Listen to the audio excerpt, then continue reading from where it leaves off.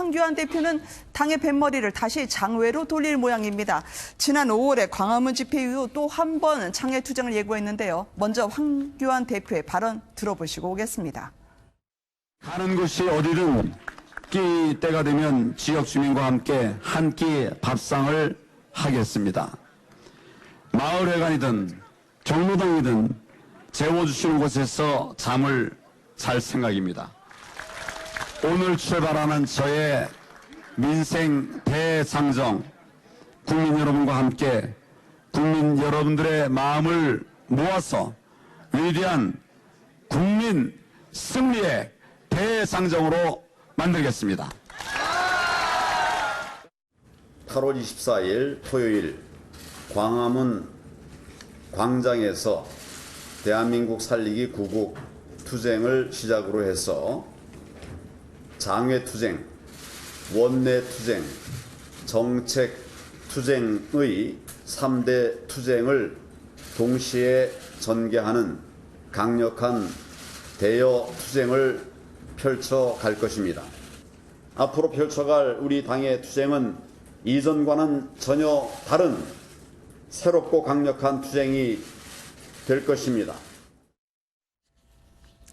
장외 투쟁 카드를 왜 다시 꺼내 들었을까요? 패스트트랙 전국 때는 한 방이 있었죠. 아마 황 대표 본인도 이런 정치적 상상력 빈곤에 대한 우려를 알고 있다라는 듯 이야기를 했었습니다. 어떻게 해명을 하던가요, 이 변호사님? 네, 일단은 이 부분에서 장외 투쟁으로 나가는 부분은 일정 부분 학습 효과라고 생각이 됩니다. 네. 그러니까 이것이 정확한 분석에 따른 학습인지는 약간의 의문이 있지만 그 전에 민생 대장정 장외 투쟁을 펼치다가 5월 말에 그것이 종료가 됐는데 그때 당시에 사실상 지지율을 정점을 찍었거든요.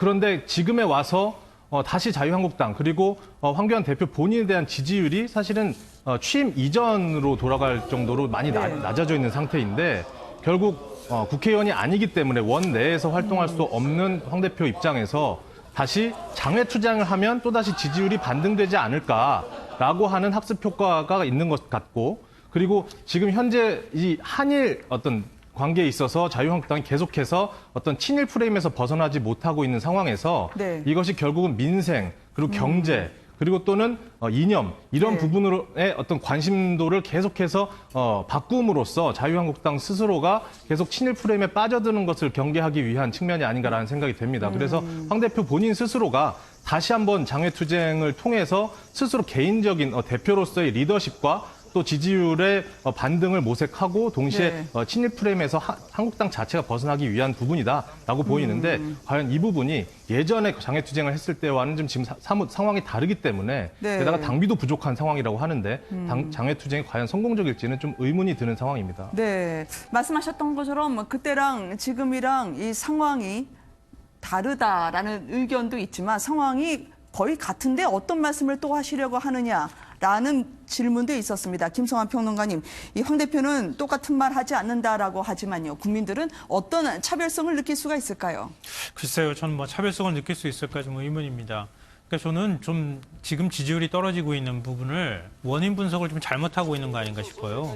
장애로 안 나가기 때문에 지지율이 떨어진 건 아니에요. 그러니까 제대로 장내에서 그러니까 원내에서 활동할 수가 없다고 하면 정치권 안에서 국회에서 충분히 활동할 수 있는 여지도 있었고요. 뭐 예를 들면은 국회 보이콧 사태도 마찬가지입니다.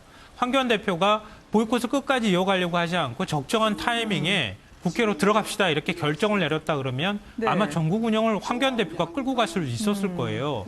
그리고 한일 갈등 국면에서도 마찬가지입니다. 황교안 대표가 먼저 이런 국가의 위기 상황이 발생했을 때 우리가 야당이 먼저 역할하겠다 이렇게 나갔으면은 훨씬 더 전국 운영을 하는 데 있어서 황 대표 중심으로 운영됐을 가능성이 있다는 거죠. 그런 전략적인 실기와 전략적인 미스를 하고 난 다음에 지지율이 떨어지니까 다시 장애로 나간다. 그건 좀 뭔가 맞지 않고요. 또 하나는 지금 위기 상황이라면서요. 국가가. 지금 비상시국이라면서요. 그럼 비상시국인데 야당은 비상시국인데 거리로 나가가지고 시위하는 게 이게 맞습니까? 고 노회찬 의원 우주론 얘기하는 것처럼 지금 외계인이 침공했는데 그럼 침공한 외계인을 같이 막기 위해서 노력해야 되는 거 아닙니까? 그런데 외계인 막을 생각은 안 하고 지금 거리로 뛰쳐나가겠다고 하는 것도 그것도 자유한국당이 말하는 국가적 위기라는 말하고 앞뒤가 네. 맞지 않는 모순된 행동이다라고 생각합니다.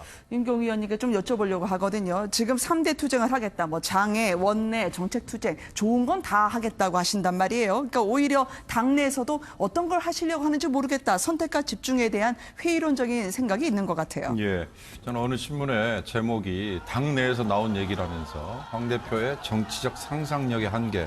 저는 그게 딱 맞는 것 같아요. 네. 황 대표가 지금 6개월, 이번 27일이면 6개월 되거든요.